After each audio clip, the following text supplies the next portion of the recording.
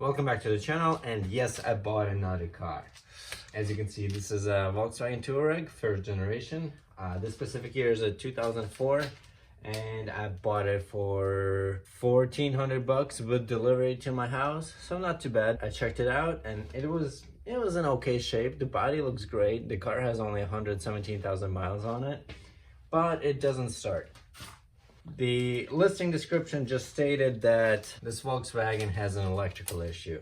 After I asked the seller for some details, he let me know that it shows a little steering fault on the dash when you try and turn it on, and the car wouldn't start, the car wouldn't turn on, nothing would happen. It would only show that little fault and do a lot of annoying beeps. Basically, the previous owner had this car at his mechanic. The mechanic wouldn't really make any progress, and he had it sitting outside his house for a month or two. And the problem is that the mechanic hadn't fully put the car back together. And it's not like it was taken apart too much, but this cover over here that's on the engine, it was supposed to be over here, and it was completely taken off. As you can see, there's some snow on the roof. It was sitting here through the wall, and there was a lot of water leaking down through here. A straight stream of water would easily just go into here. And what this goes into, the interior of the car and all the electronics under these panels. As you can see, I have a dehumidifier here. Basically, this carpet is quite soaked. There's a lot of electrical stuff here, including the battery itself, some relays. So, water damage. I decided to give it a shot anyway, because it's a good deal, you know, for sub 1,500 bucks.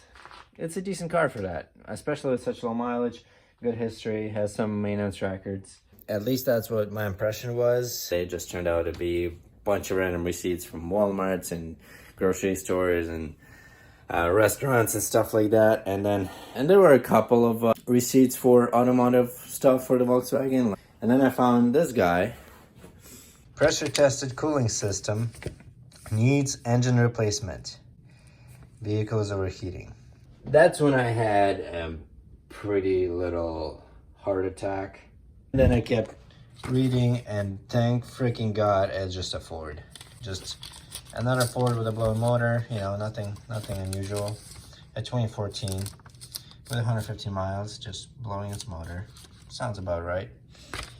So luckily, that's not the Touareg, so that can go straight into trash, just like that Ford did.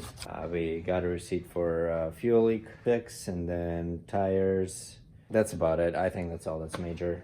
So nothing really too exciting, but oh well. I guess I'm just gonna try and fix it, because that's what I do, if you can tell. So let's start with testing these fuses. For that, I'll be using a multimeter. In case you didn't know, this might be useful information. If you put it into the setting, this checks for continuity.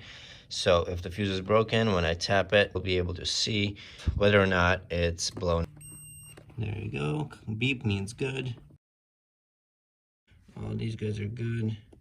I just bought it simply for this purpose earlier today. Oh, that sure didn't help. Cord got stuck on the door, and that's definitely something I would do. Drop something I bought 2 hours ago and crack it. Unfortunate. Okay, there's not as much water as I was afraid there's gonna be. Luckily, I managed to get the carpet out because it was just in my way and bothering me and annoying me and smelling bad, and I just didn't want to deal with it. Now, I am seeing a little bit of random aftermarket wiring. I think they might have had a aftermarket stereo in this at some point, and this might be for that. Okay, you should be free to go now. I think this might be it right here. Pretty sure. The latest update is that I'm not able to really remove this piece without removing this piece, and this piece seems to be connected all along to the passenger side, and as of now I have zero motivation to remove this whole center console thing. However, the module I'm looking for is this guy right here, and technically if it was supported by just regular bolts, I'd be able to take it off. However, you can see that they're not regular bolts. These have to be grinded off, and that's going to be very hard in this little amount of space. So stay posted. I'll try and figure out what to do here. Something I just realized is that there is 2 Torx screws that you can see up there, and potentially that's what's holding down the module. Let's hope that's the case and I can just pull it out right now. But it definitely looks like this guy over here is holding it. So to try one of these bolt extractors to try and get that bolt out. Doesn't want to go. My suspicion was correct. The module itself is still in the locked position, even though the steering wheel is able to move. But the module itself is in the locked position, so it's blocking a screw that I need to take out. There's a Torx that gets blocked when steering wheel is locked by the module. And in order to access the screw, you have to have the module in the unlocked position. So back in there, you see that little rod? That's supposed to move away. And I think something in the mechanism is broken and not letting it move under the motor power. Luckily, there's a channel called, I think, Specialized DCU Repair, and they have explained this issue. I kind of guessed it correctly. So what I have to do is drill a hole through the module. I don't necessarily have to take the cover off. I could, but I think I can do it without that. I can drill a hole in here, and that will give me access to that Torx that holds in the locking mechanism. So I'm going to try and do that, and we'll see what happens.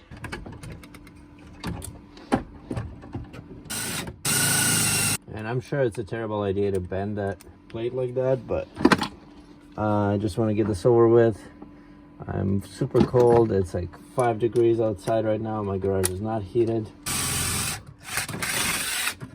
Oh. Alright, so I just drilled out the actual screw, and I guess that worked out. It just fell off, and as you can see, this is what was holding me in.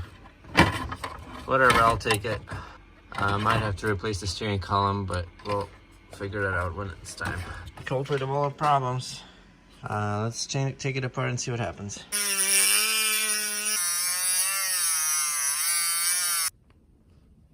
There you go. So I managed to take off the little cover that goes over here. I once again used the Dremel to kind of trim down these notches that hold the plate in. Something I did fuck up is this scratch here, as you can see.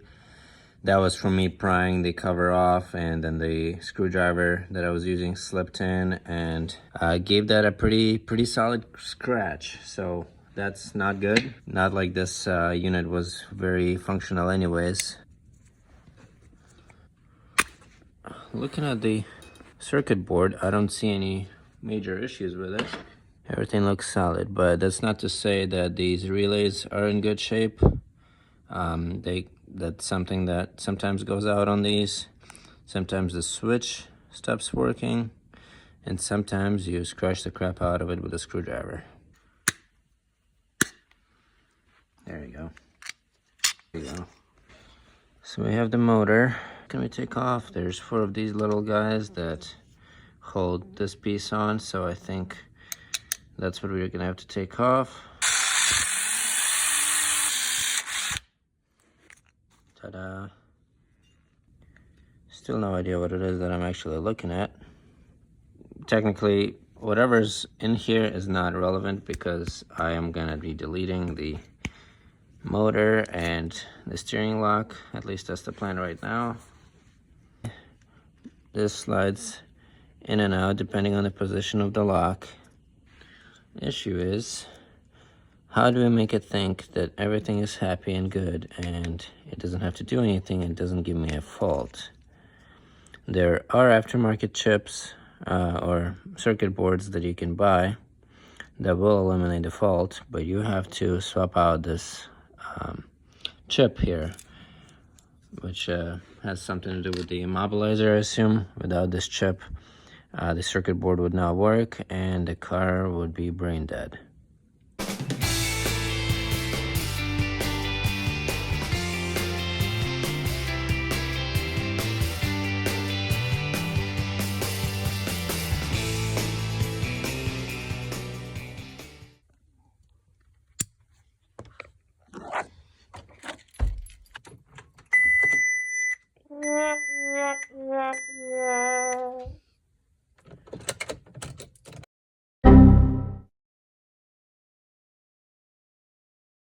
So I had put the chip on, tried it, nothing helped, and I was losing all hope.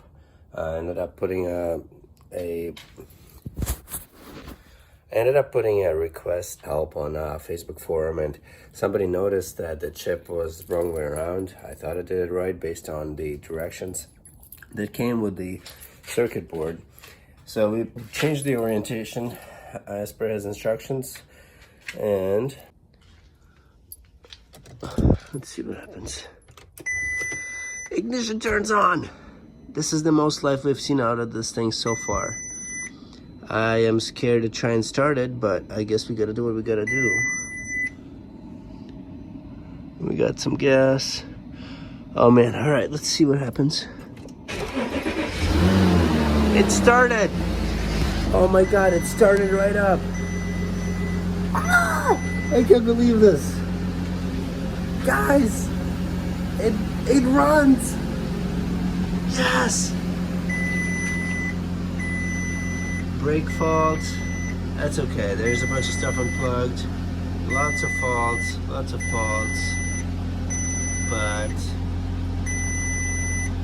But I'll take it. As long as it starts, I'm happy enough. Yes! Alright, now we're gonna have to figure out all the other electrical issues with this thing, but we made some huge progress. Yes.